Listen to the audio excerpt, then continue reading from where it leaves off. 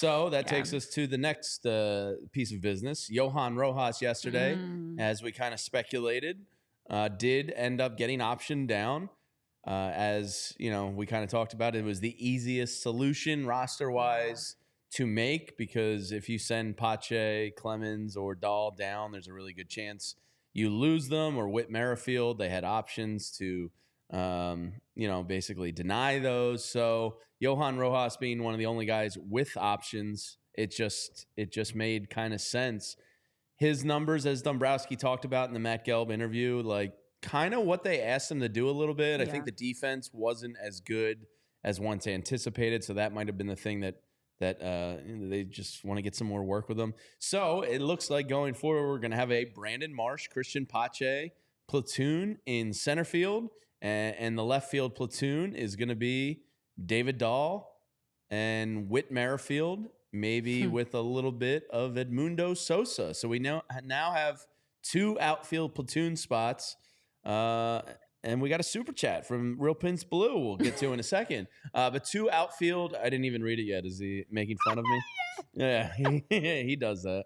Hello, Real Prince. All right, let's roast me, and then we'll get to the outfield platoons. What does it say, Tyler? Can you throw that up? More reliable, June Schwarber or Jamie's nipples? My nipples. Absolutely my nipples, Real Prince.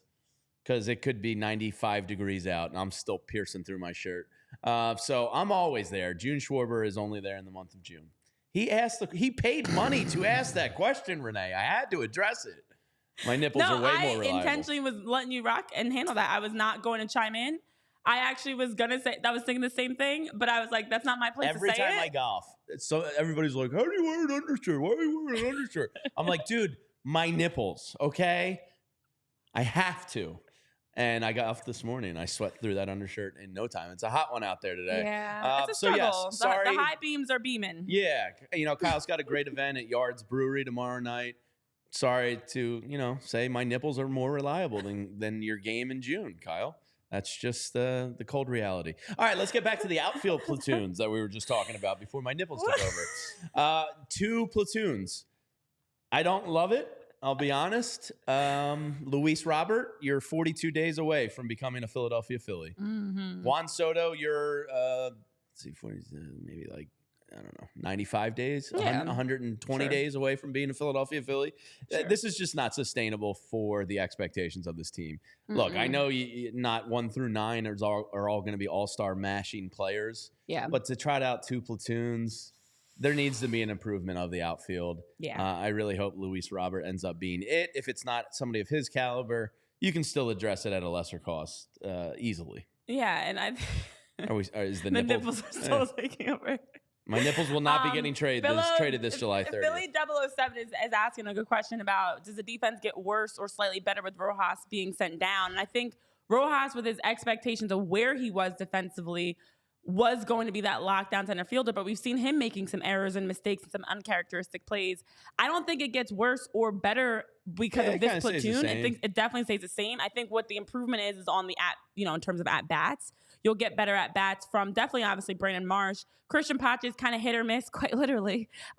Same thing with Whit Merrifield, but if you can get Edmundo Sosa in left field and get him at, obviously he's given much better at bats than what Yoro was. So I think overall the decision, as Rob Thompson was talking about, was, exactly that. It was a chance they had to go figure out what worked best for the team. And they know that it's, they said that he took it very well, very professionally, all the politically correct things, but also mentioning how, it's very unlikely that someone like a Dahl or Merrifield would have optioned to decline if they were demoted. You were going to lose, Christian Pache on claims. So you had to make sure you move somebody down that you weren't going to lose. And in addition to the fact that he had minor league options remaining and wasn't performing, this is the harsh reality of the game and of the world. Like, you got to take care of business. Yoro knew what was at stake. He knew that he has minor league options, and you have to go out there and perform. And he hasn't been able to give more. So I think short term, it's not going to change anything defensively, but it should change things at the bottom of the batting order where we're not going to have as much swinging and missing. They do want him working on bunting. As Rob was talking about, like, the plan is for him to cut down his swing, use the field, be able to bunt, And those are the things that they openly spoke to him about, focusing on with this move. So, just having a chance to be able to be the best version of himself as a center fielder and work on his at-bats. Who knows? Who knows what'll happen? But so far, I think, as you mentioned, the bigger picture is, can the Phillies boost their outfield with a move like a Luis Robert? Because the group they have now, unless Edmundo Sosa has the ability. I don't really want to go into the playoffs, but I don't. A new left fielder, unless he's like great at it. But the other part of that is you still need someone. Even if you have Sosa, Marsh, Castellanos as your outfield, that's not exactly. That doesn't give me a lot of confidence for the playoffs. Not at all. Not a playoff lineup. That's a great regular season lineup, but for the playoffs, you need somebody else in that outfield. The same way the infield is locked in with your heavy hitters. Yeah, Tyler, your thoughts on two platoons in the outfield now all of a sudden? Yeah, I don't particularly, and that's why yesterday when we were talking about it, I said there's no right answer to this question, right? The easiest, least moving part question was to send Johan Rojas down, but this team currently does not have a solidified 1, 2, 3 left, center, right type of outfield. So to me, you have two guys who I know are going to be, I believe, are going to be out there for most of the games moving forward. It's going to be Nick Castellanos. He's not sitting. We've learned that Nick Castellanos doesn't get days off. And he asked for it. And Brandon Marsh is probably going to see. He's going to see more left. As Rob Thompson said, he's going to see more left-handed. Which is a good improvement. Because here's the thing. Like, you guys were talking about Johan Rojas and his at-bats. It's not like he wasn't swinging and missing at a ridiculous rate. He was in the 54th percentile at whiff percentage. He was whiffing at about 23% of pitches he saw, which is effectively right around league average. Here's the problem. Barrel rate, 8th percentile. Hard hit rate, 11th percentile. Sweet spot percentage, the 1 percentile. Yeah. Everything that he was hitting was not hard. There was not a lot of hard contact. There was not a lot of drive. There was not a lot of pop. And not when I say pop, I don't mean home runs. I mean driving the ball. Hit the ball hard, right? Yeah. And it can be on the ground. You've got speed. Your launch, your launch angle doesn't have to be at a ridiculous rate.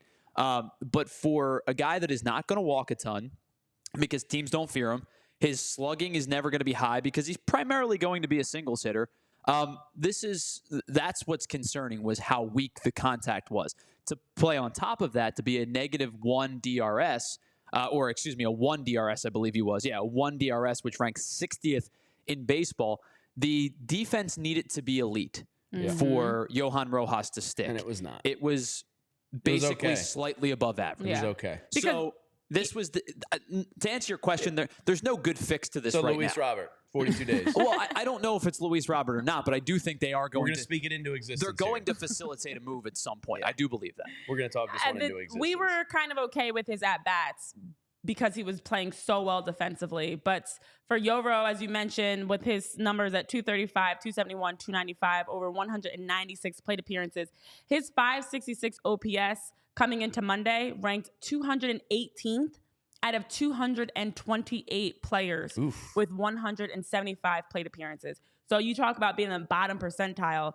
His OPS was not good. So hopefully he has a chance with this move, as Rob was talking about, to cut down his swing, use the field, and work on his ability to bunt,